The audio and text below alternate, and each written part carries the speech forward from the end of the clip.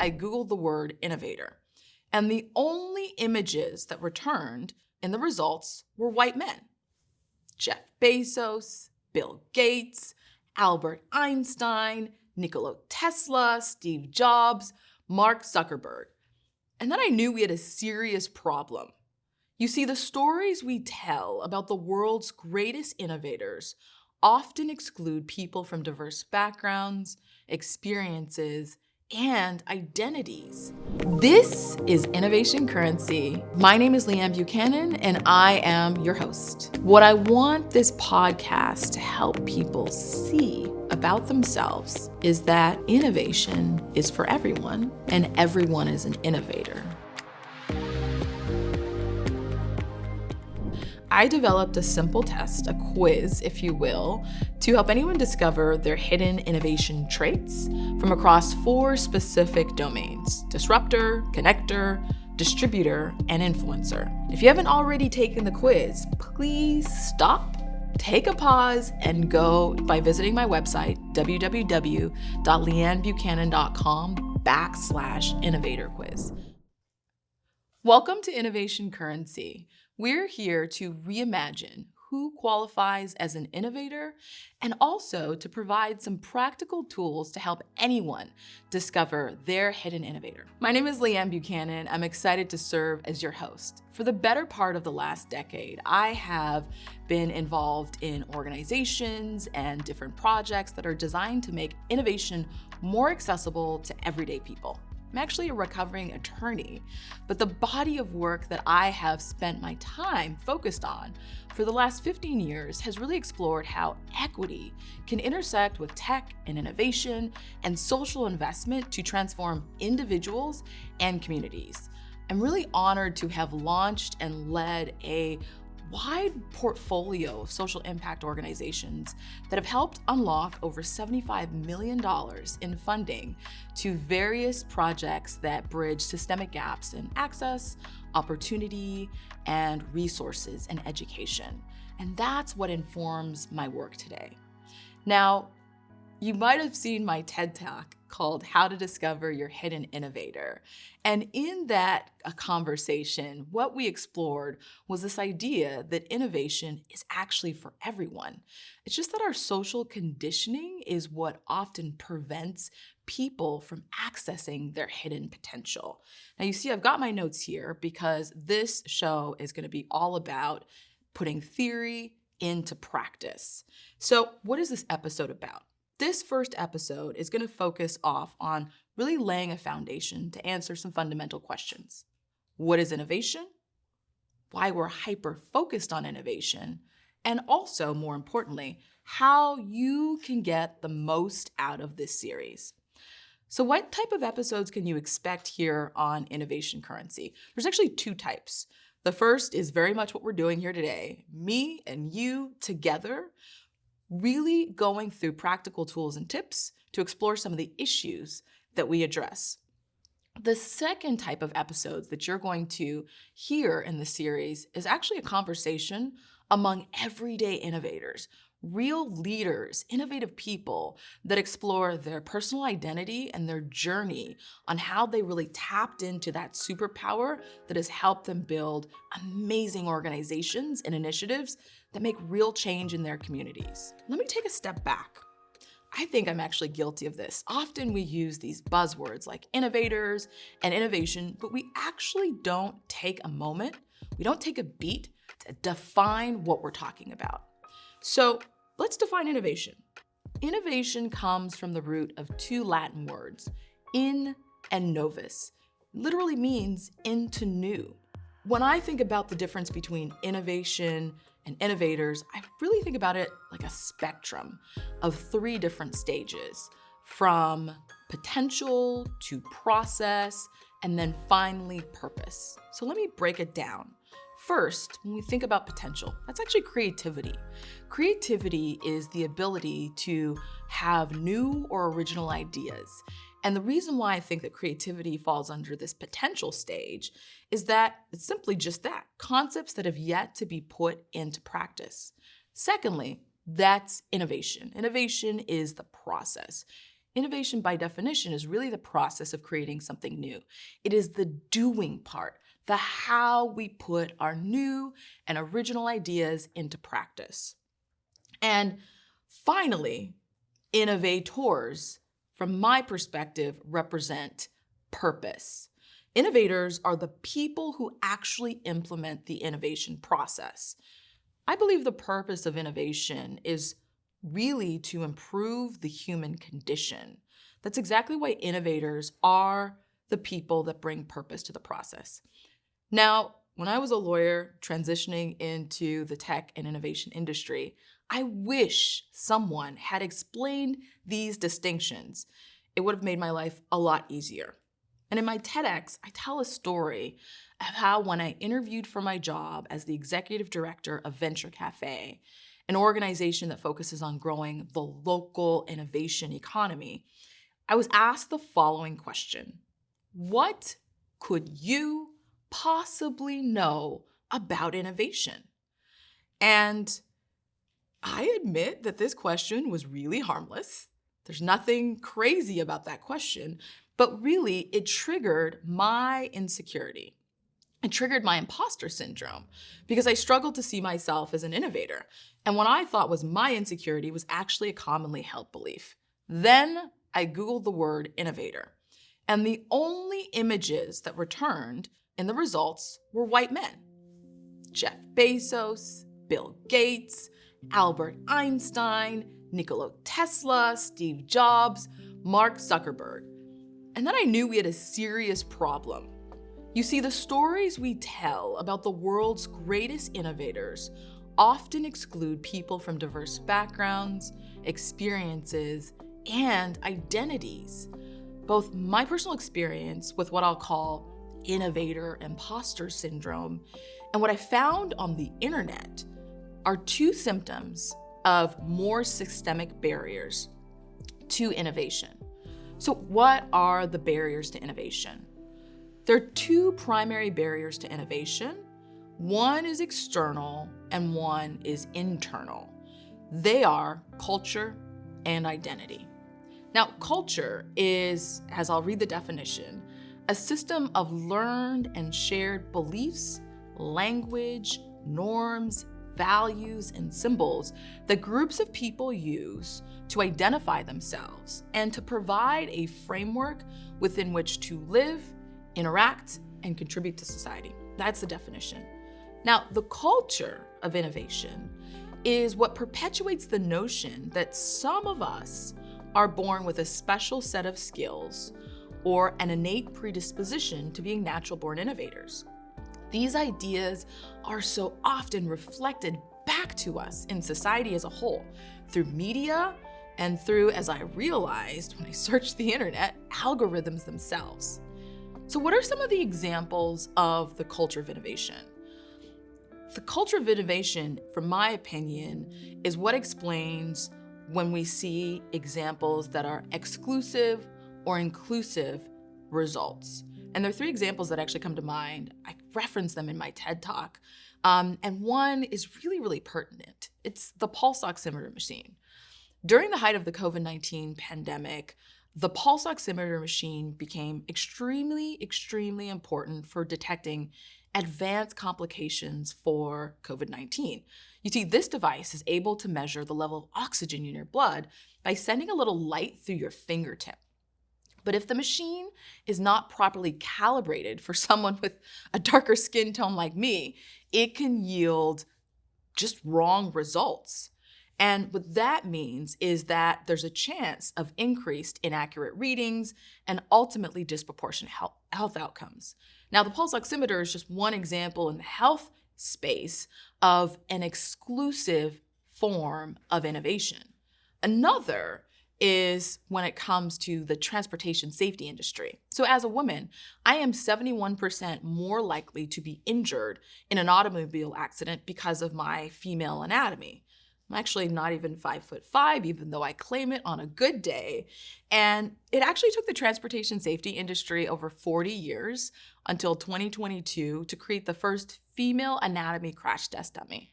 And what that means is that because of this exclusive approach to innovation, women are more likely to be injured in car accidents until recently.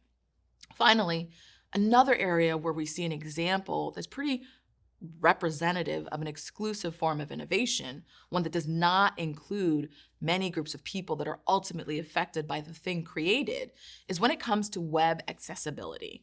Now, digital connectivity is an area in which over 300 million Americans use the internet every day. I bet you use the internet pretty much all the time. In fact, you're using the internet right now to listen to this podcast or to watch this conversation live. We use it every day, yet 98% of the world's websites are not designed to be accessible for people with disabilities, particularly those that are visually or audibly impaired. That means a large number of the population, and at least 1/4 of the world's population has a disability of some sort, is sometimes locked out from the opportunity to freely browse the internet. The next barrier to innovation is one that's more intrinsic. It's something that's internal. Several factors shape our identity. When it comes to innovation, personal attributes like our perceptions, our attitudes, and our beliefs about our own ability to innovate and the experiences that we've had in our daily lives and our lived experience that have played a role in shaping our understanding of what innovation is and who it's accessible to. What does innovation have to do with innovation skill sets? In my former role as executive director of Venture Cafe, our work to support innovators locally resulted in serving over 55,000 people over a 5-year period. Now, during that time, my team collected rich data and insights on how people naturally innovate and why they don't. Interestingly enough, the biggest threshold barriers to innovation were not funding or socioeconomic status or your ability to find a mentor or even what zip code you've lived in. In fact, the biggest threshold barrier to innovation was identity, your ability to self-identify as an innovator. Now, the notion that your identity can play a critical role in unlocking hidden talents or skills is not a new concept by any means. In fact, for most of modern history, we actually used to categorize one's intelligence or their intellectual capacity in a very binary way. You're either smart or you're not. Luckily, I tended to be on the smart side, but that was not always the case for people in many schools and traditional academic environments. Then along came psychologist Howard Gardner, and he believed that everybody was a genius in some way or another. But the problem was that the aperture through which we viewed intellectual capacity was just very, very narrow. He then pioneered the theory of multiple intelligences, in which he was able to identify more than 7 different types of intellectual capacity. Now, I'm going to read them out because they're actually quite fascinating. They include verbal linguistic, which is a well-developed verbal skill or sensitivity to the sounds, meanings, and rhythms of words. Logical mathematical, the ability to think conceptually and abstractly, and the capacity to discern logical and numerical patterns. Then there's spatial visual, and these are folks that have the capacity to think in images and pictures and to visualize accurately and abstractly just about anything. They think in movies. Then there's body kinesthetic, if you think about your favorite athlete. These people have the ability to control their body and movements to handle objects really skillfully. Any award-winning pass that you see or a game-crunching free throw, these athletes are often those that have a high degree of that kinesthetic intellectual ability. Then there's musical, the ability to produce and appreciate rhythm, pitch, timbre. I often think about a great artist like Beyonce is actually a savant when it comes to that musical intelligence. And then the more softer kind of connective types include interpersonal, which is the capacity to detect and respond appropriately to the moods, motivations, and desires of others. These are people that just have a natural empathy or a sixth sense about how people feel and think. Intrapersonal, the capacity to be self-aware or to recognize inner feelings or values or beliefs or thinking processes. And finally, naturalists. These people are your nature lovers. They can categorize and identify plants and animals and other objects in nature. And then the last one, which came relatively later on, is this idea of existential intellect. And that's a sensitivity or capacity to tackle deep questions about human existence, such as, what is the meaning of life? Why do we die? How did we get here? These are your philosophers that have translated themselves into really understanding the deep questions of the universe. So I know I've mentioned a lot about Gardner's work, but what makes it so powerful is that he not only created a mental model, but he gave us the language to unlock the full spectrum of our intellectual abilities. And that same way of doing something holds true for innovation. I'm an innovator, but if I'm being honest with you, I couldn't always call myself an innovator. I've spent the better part of a decade launching and leading projects designed to help everyday people access their innovation potential. It's included projects that have unlocked over $75 million for things that bridge gaps in access, opportunity, and equity. When I transitioned from being a trial attorney to leading organizations in the innovation space, what I really needed was a guide to help me answer two critical questions. Am I an innovator? And what type of innovator am I? The problem is that our society and our own identity serve as barriers to keep our powerful potential as innovators locked away and hidden. Innovation Currency is the book that is designed to help you discover your hidden innovator. If you've ever wondered what innovation looks like for you, how you might use innovation in your day-to-day life, or how you can use innovation to help solve some of the most pressing challenges in the world, or even your workplace or community, then please grab your copy of Innovation Currency, because I can assure you that after reading it, you'll have the tools, the experience, and the translatable skills to unlock your hidden innovator. To find out where you can purchase your copy in whatever format makes sense for you, scroll down to the show notes for the appropriate links. Now, I could never find a Gardner-style theory of multiple intelligences when it came to innovation, but I've logged hundreds and hundreds of hours observing and interacting with everyday people in spaces and places designed to accelerate innovative activity. And over the course of time, what I observed were some clear and repeatable patterns of how people naturally create new things, especially how they innovate. So I developed a simple test, a quiz to help anyone discover their hidden innovation traits from across 4 specific domains. So what are the 4 styles? The connector, the distributor, the disruptor, and the influencer. Now, these 4 styles are not mutually exclusive of each other. In fact, you can actually possess characteristics from across all 4. In fact, I do. Now, disruptors have the power to change how we see social, physical, and cultural systems. They are actually here to create new ways of being and doing. Our connectors have the power to build relationships of trust and intimacy across some of the deepest chasms of difference. They are here to create new ways of relating to each other.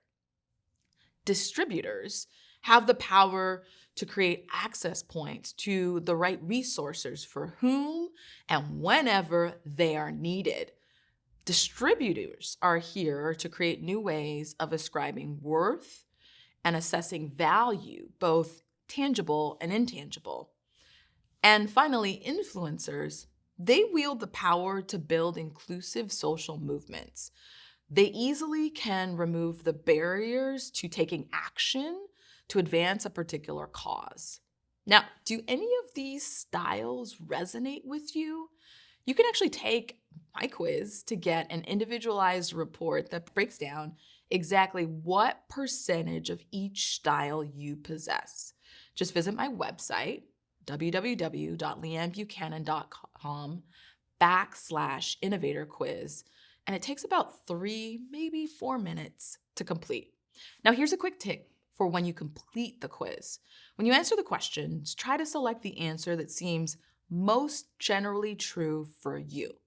While the situations and scenarios described in the quiz may not be exact, choose the answer that describes what you would most likely say, do, or think. I actually wouldn't encourage you to take the quiz if I did not do so myself. So when I look at my results, and I have them right here, they show that my primary style is as a disruptor and my secondary style is as a connector. And I really hate to admit this, but I've had trouble calling myself an innovator until I found the language to describe how I actually put my innovation skills into practice. And why does language matter? Because language is the foundation of our identities. When I work with leaders and organizations and teams, I always say that the reason I created the innovation currency framework is because we needed much better language.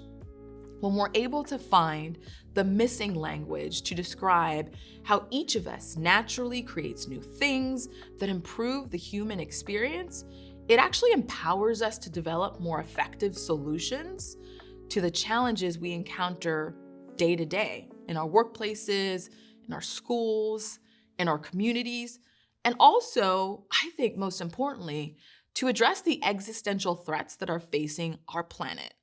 Knowing your innovator style not only creates a stronger and clearer sense of self-identity, but it helps us understand where best to focus our efforts and energy, what environments support our success, what innovator superpowers lay dormant within us, and what circumstances present ideal opportunities for growth. I developed the innovation currency framework using years of research and practical observation to offer insights that answer 2 very important questions. First, am I an innovator? And if so, what type of innovator am I? When it comes to the first question, we already know. Everybody is an innovator. You just have to find out what type you are. You might wonder why I call this framework innovation currency. It actually all started with kind of an ancient parable, one that I heard in church for the first time. And in this parable, a wealthy, successful leader has to go away on a trip for an undetermined amount of time. And he calls 3 of his very trusted servants and gives them each a certain amount of talents. Now, in this case, a talent is the antiquated term for the monetary unit that's worth about 20 years worth of labor. It's actually a lot of money. In many translations, a talent is described as gold, which is a way of really underscoring how valuable it is. Now, when this leader distributed his wealth among his 3 trusted employees, to the first employee, he gave 5 talents. And to the second employee, he gave 2 talents. And to the third employee, he gave 1 talent. Now, while the leader was away, off doing whatever he was doing, the first and second employees, they got to work. They doubled the amount they originally received through a combination of business strategies, some that included trading, some that included, maybe some old school investments, whatever made sense at the time. But the third employee, he opted for a different approach. He simply buried the talents in the ground. Needless to say, upon the leader's return, the first 2 employees were celebrated because they had created a significant return on investment. And the third employee, he was actually punished and shamed. Traditionally, the takeaway from this story is that we should all strive to be like the first 2 employees and maximize whatever wisdom and opportunity that we have. We're encouraged to apply this concept to our finances and the opportunities that come our way. When I thought about this story, something stood out for me. I wondered about the third employee. What made him feel the need to hide something of such great value? Was he afraid that he would lose the money? Was he afraid that he would squander the money? Did he not believe that he was the type of person that deserved to have such wealth? Did he not feel like he had the skills or the connections to make even more money? Why did he allow these external circumstances to distort the opportunity that lay in front of him? For some reason, he was unable to embrace something of value and wealth that was sitting right there in his hands. Instead, he chose to hide it, to bury it, and never let it see the light of day. When we think about our individual potential to innovate, it's an incredibly valuable resource. It's actually kind of like a form of currency, a rare form of currency, much like the talents of gold that are described in the parable. Yet all too often, many of us, just like the third employee, we allow our innate power to innovate to remain hidden from the world. We may do so, I know this from personal experience, for a variety of reasons. Maybe we are scared, maybe we're even unconscious that we're hiding it, but the result is that few people, particularly people from diverse experiences and backgrounds and identities, ever see themselves as innovators. So the innovation currency framework is designed to help everyday people like you and like me harness the power of our identity as innovators. And when we do that, what we can do is build a more equitable society, more just institutions, new sets of social norms, and more accessible pathways to opportunity. The truth is, the world needs more innovators. The problem is that we, as a society, as individuals, have yet to unlock the full potential of the power of innovation. Now, my background is Jamaican, and I grew up listening to Bob Marley. In fact, when I was younger, my mom had this Bob Marley cassette tape. Many of you probably don't even know what a cassette tape is, but it was this white color with blue writing, and we would listen to it over and over and over again in the car. And one of my favorite songs is Bob Marley's Redemption Song. And in that song, Bob Marley issued a really grand challenge. He said, "Emancipate yourself from mental slavery." I've always believed that innovation is exactly what liberates us. Innovation is what gives us the power to free ourselves from even the tightest grip of the status quo. Now, the true currency of innovation is freedom. The freedom to see the world not as it is, but as it could be. And so, my question for you is, what will you do with your innovation currency? That's all for today, but I hope that this episode resonated with you. If so, please like, subscribe, share, and if you're willing, leave a review or a comment on the streaming platform of your choice. I can't wait to hear from you. Once again, I'm Leigh-Ann Buchanan, and this is Innovation Currency.